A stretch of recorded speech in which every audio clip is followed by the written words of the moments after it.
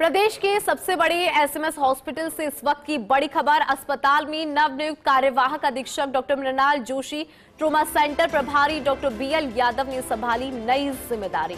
नई जिम्मेदारी संभालने के साथ ही दोनों प्रभारियों ने दौरा किया। एसएमएस की ट्रोमा सेंटर के विभिन्न ब्लॉक्स का दौरा किया। इस दौरान जगह जगह कबाड़ मिले और अनुपयोगी सामान मिला, जिसको लेकर यहां पर नाराजगी भी जताई है। सभी प्रभारियों को सामान व्यवस्थित करने के निर्देश दिए गए। कबाड़ के समयबद्ध निस्तारण के भी निर्देश यहां पर दिए गए।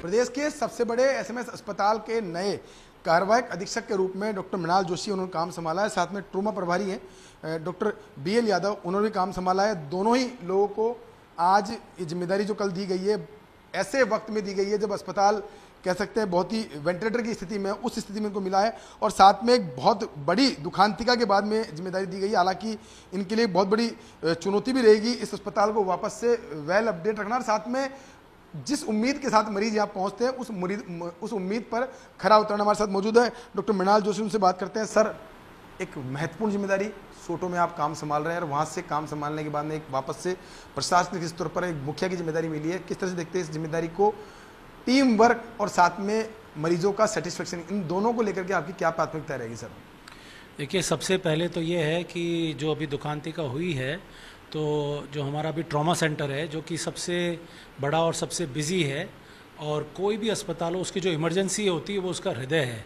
तो सबसे पहले तो हमारी प्रायोरिटी है कि जो ट्रॉमा सेंटर है वापस अपने पाँव पे खड़ा हो और जो भी उसमें कमियां हम लोग उसको पूरी करें। और इसमें टीम वर्क की ज़रूरत है, पीडब्ल्यूडी की भी ज़रूरत है, फायर इंस्पेक्टर्स की भी ज़रूरत है और हमारे अभी नए मुखिया भी बन गए हैं अब ट्रॉमा सेंटर के, डॉक्टर बीएल यादव। तो हम लोग सुबह वहाँ पर निरीक्षण भी कर रहे थे, कुछ हम लोगों ने प्लान भी बनाए और हम देखते हैं सबसे, क्योंकि अब जो गोल्स है अभी हमने दो में डिवाइड करे हैं, एक तो इमीडिएट गोल और एक शॉर्ट टर्म गोल्स। तो अभी हमारा इमीडिएट गोल जो है वो ये है कि वो जो दुखांतिका हुई है, घटना हुई है, तो उसके लिए तो जांच कमेटी अपना काम कर ही रही है और हम लोग अभी अपना जो सारा फोकस है वो उस पर करें कि जो हमारा सिस्टम है उसको वापस दोनों पाँव पे खड़ा करें और जहाँ जहाँ दुरुस्त हो सकता है, ताकि हमारी जो फुटफॉल है, जो हमारी पेशेंट की सेवाएं हैं, उसमें कोई भी व्यवधान उत्पन्न ना हो। तो ये हमारा शॉर्ट टर्म गोल है।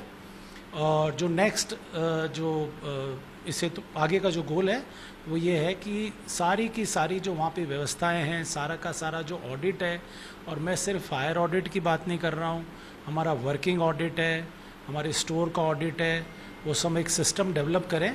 और मेरा ये मानना है कि सब लोग एक सिस्टम के रूप में, एक मशीन के कलपुर्जे के रूप में मिल के काम करेंगे तो ये जो चुनौती है इसको भी हम पार कर लेंगे। सर, एसएमएस अस्पताल देश दुनिया में अपनी एक अलग छवि रखता है।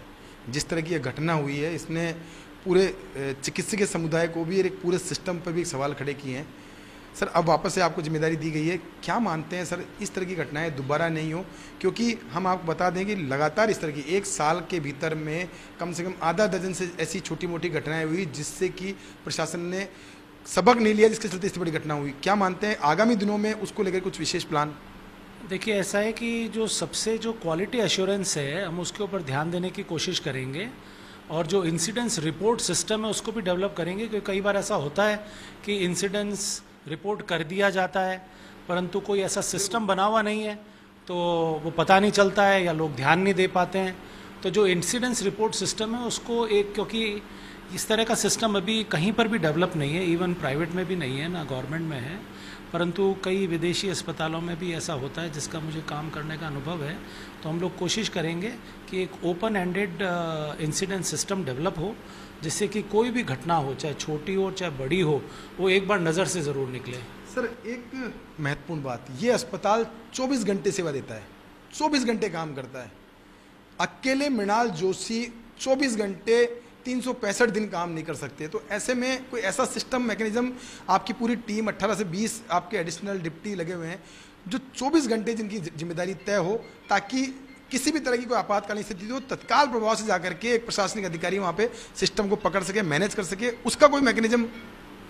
देखिए, ऐसा है कि मेरा ये मानना है कि जो कोई भी सिस्टम हो, चाहे वो हमारा अस्पताल का सिस्टम हो, चाहे कोई फाइनेंस का सिस्टम हो या कोई सोशल जस्टिस में सिस्टम हो, जो सिस्टम है हमारे को बॉटलनेक्स आइडेंटिफाई करनी है अपन ऐसा सोचते हैं कि कई बार फाइनेंस की कमी है, कई बार ऐसा सोचते हैं ह्यूमन पावर की कमी है, तो वो कमी तो हमेशा रहेगी ही, ऐसा कभी परफेक्ट दिन आएगा नहीं। परंतु फिर भी जो हमारे पास संसाधन हैं, जो हमारे पास लोग हैं, उसका आउटपुट हम कैसे बेहतर कर सकें। और जो ये बॉटल नेक्स है, चाहे वो ड्यूटी की बॉटल नेक्स है, चाहे वो सप्लाई की बॉटल नेक्स है, तो हम उन बॉटल नेक को अगर आइडेंटिफाई करें और एक कोऑर्डिनेशन इंफॉर्मेशन सिस्टम बना पाएँ, तो मुझे लगता है हम लोग इम्प्रूव करेंगे। और इम्प्रूवमेंट जो है, चाहे वो क्वालिटी का हो, चाहे क्वांटिटी का हो, ये एक सतत प्रक्रिया है। तो कुछ कदम हम लेंगे, कुछ हमारे बाद वाले लेंगे। सर 10 साल से मेरा आपका जुड़ाव है और मैं जितना आपको समझ पाया हूँ, आपकी छवि एक अलग तरह की छवि है। आप विवादित चीज़ों में कोशिश करते हैं कि उनसे नहीं हो, लेकिन अब जो जिम्मेदारी दी गई है उसमें कई तरह के विवादित इशू भी आपके आएंगे, चाहे परचेज की बात करें, जो इन सब में ट्रांसपेरेंसी रहे और सबसे बड़ी बात कि नीट एंड क्लीन काम आपका रहे, उसके लिए कोई प्रयास और कुछ? देखिए, मैंने जब शुरू में प्रशासनिक कार्य देखा था, तब मुझे भी ऐसी घबराहट हुई थी जैसे कि आप मुझे कह रहे हैं। और मेरे कई प्रशासनिक मित्र हैं, उन्होंने भी मैंने उनसे कहा कि ये कैसे होगा। मेडिकल बुक्स पढ़ना एक अलग बात है और अस्पताल और GF&R अलग बात है। तो मुझे सिर्फ एक ही बात जो उन्हें सिखाई और जो मेरे अनुभव में ठीक भी है, कि हम लोग अस्पताल को वैसे ही चलाएं जैसे हम घर चलाते हैं। और अगर हम अस्पताल को या अपने कार्य क्षेत्र को वैसे ही चलाएं जैसे कि हम घर चलाते हैं, चलाने की बात करें, उसको वैसा ही समझे जैसा घर समझते हैं, उसका मतलब यही है कि उसको अपना घर ही समझें और हर काम वैसे ही होगा जैसे हम घर में करते हैं। तो मुझे लगता है कि काम आसान आ जाएगा, सोच बदलनी है। सर एक अंतिम सवाल आपसे मेरा, अस्पताल में काम का दबाव है, अस्पताल में मरीजों का फुटफॉल इतना ज़्यादा है, सेवाएं इतनी ज़्यादा है, क्यों नहीं इनको IT इनेबल करके प्रयास किया जाए कि मरीज जो अस्पताल में भर्ती है, वार्ड में भर्ती है, इमरजेंसी में भर्ती है, उसका फुटफॉल, उसके परिजनों का फुटफॉल कम किया जाए। चाहे वो रेफरेंस की बात करें, चाहे वो और जांचों की बात करें, चाहे वो ब्लड कलेक्शन की बात करें, इन चीज़ों के लिए कोई ऐसा मैकेनिज्म कि ऑनलाइन व्यवस्था हो रेफरेंस की भी 100%, क्योंकि सबसे बड़ा जो मरीजों की दिक्कत है वो यही है। देखिए, ऑनलाइन रेफरेंस सिस्टम तो अभी भी है और उसमें मुझे लगता है कि मैं रोकना चाहूँ, है व्यवस्था, लेकिन उसका मॉनिटरिंग नहीं होने की वजह से मरीज आज भी भटकते हैं इधर से उधर रेफरेंस के लिए। सर देखिए, ऐसा है कि कम्युनिकेशन बहुत ज़रूरी है। देखिए, प्राइमरीली मैं भी एक विभाग के अंदर हूँ, कार्य करता हूँ, मेरी खुद की यूनिट है। हम लोग पेशेंट के रेफरेंसेस भेजते हैं और अगर डिले होता है तो मैं खुद यूनिट हेड को फ़ोन करके कहता हूँ कि भाई हमने भेजा था, रेफरेंस क्यों नहीं हुआ। तो मुझे लगता है कि अपन सिस्टम इंप्रूव करना चाहते हैं तो कम्युनिकेशन होना चाहिए। कई बार कम्युनिकेशन गैप हो जाता है। यानी वही बात आपने कहा कि घर जैसे चलाते हैं, चाहे पड़ोसी को कहना हो, चाहे बगल वाले को कहना पड़ेगा। और अब हम जब तक संवाद नहीं करेंगे तब तक कैसे इम्प्रूवमेंट होगा। हम लोग जो है एक दूसरे से संवाद करें, हम लोग इस पूरे सिस्टम का हिस्सा हैं। तो मुझे नहीं लगता कि एक प्रॉब्लम है, क्योंकि communication is part of the system. हाँ, देखिए BL यादव जी हैं, सर्जरी के प्रोफेसर हैं और कह सकते हैं कि कामकाज से लिहाज से एक संजीदा व्यक्ति है और सरकार ने जो जिम्मेदारी दी है उसके लिए परफेक्ट फेस भी हो सकते हैं, अगर उस तरीके से जिस तरह की जिम्मेदारी दी गई है वो उसको संभालेंगे। सर बहुत बड़ी जिम्मेदारी जिस तरह से अस्पताल अधीक्षक की दी गई है, उससे भी बड़ी जिम्मेदारी मानता हूँ मैं ट्रॉमा सेंटर की। यहाँ जो मरीज आता है वो जिंदगी बचाने के लिए आता है, इलाज लेने नहीं आता है। क्या मानते हैं उस मरीज के सेटिस्फेक्शन लेवल को 100% पहुँचाने में आपका क्या योगदान रहेगा? देखो, ऐसा है कि अभी भी जो ट्रॉमा सेंटर में वर्क चल रहा था इस ट्रेजेडी से पहले भी, तो मतलब ऐसा नहीं है कि ये एशिया का सबसे बड़ा one of the biggest trauma centre है। और ठीक है 100% नहीं, लेकिन काफ़ी हद तक अच्छा चल रहा था। लेकिन जो ट्रेजेडी हुई उससे जो अभी छवि बिगड़ी और जो अस्त व्यस्त हुआ, लेकिन हम टीम वर्क से और जो MS सर हैं, प्रिंसिपल सर हैं और जो प्रशासनिक अधिकारी है, उनके सहयोग से हम वापस इस ट्रॉमा सेंटर को उसी लेवल पर ले आएंगे, उसी लेवल पर खड़ा कर लेंगे जो लोगों की एक्सपेक्टेशन है, सरकार की एक्सपेक्टेशन है, प्रशासन की है। तो साहब, इस ट्रॉमा सेंटर की सबसे बड़ी जो समस्या है वो ये है कि यहाँ पे बरसों से लोग एक जगह जमे हैं। दूसरी बात ये है कि यहाँ कोकस की तरह काम होता है। मैं आरोप नहीं लगा रहा इस चीज़ का, मैं आपको एक एक चीज़ प्रूव कर सकता हूँ, इस तरह का काम होता है, इसलिए इसकी छवि खराब है। साथ में तीसरी बात कि जिस स्थिति में मरीज आता है उस स्थिति में उनके परिजनों को जो बता दिया जाता है वो करने को तैयार रहते हैं। तो किसी मरीज के साथ ऐसी घटना भी नहीं हो, छवि आपकी भी खराब नहीं हो। और साथ में तीसरी बात यह कि जिस तरह की मंशा सरकार की है कि ट्रॉमा सेंटर और अस्पताल चले, उस मंशा के अनुरूप काम हो, उसके लिए कोई नया प्रयास कोई? नहीं, प्रयास में यही है कि जो आपने स्टाफ का बताया, स्टाफ का मेरा पहले से भी यही है कि कुछ टेक्निकल चीज़ों को छोड़ के स्टाफ को मोबिलाइज किया जाए, और वो भी विद कंसेंसस से हो कि भाई तुझे मोबिलाइज तो करना है, लेकिन तेरे पास ये ऑप्शन है, बता तू कहाँ अच्छा काम करेगा, हम वहीं तुझे एडजस्ट करते हैं स्टाफ को। तो उससे लगता है मुझे वर्क एफिशिएंसी बढ़ेगी, और वर्क एफिशिएंसी बढ़ेगी। और जो जैसे अभी सर ने बताया, मृणाल सर ने, कि आप इसको अपना घर समझो कि अपन अपने घर में है, घर को कैसे चलाना है।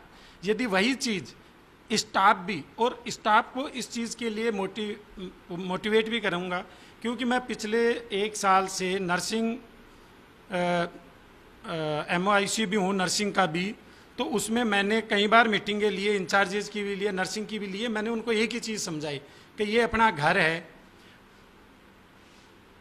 अपनी वजह से ये हॉस्पिटल नहीं है, इस हॉस्पिटल की वजह से अपन है।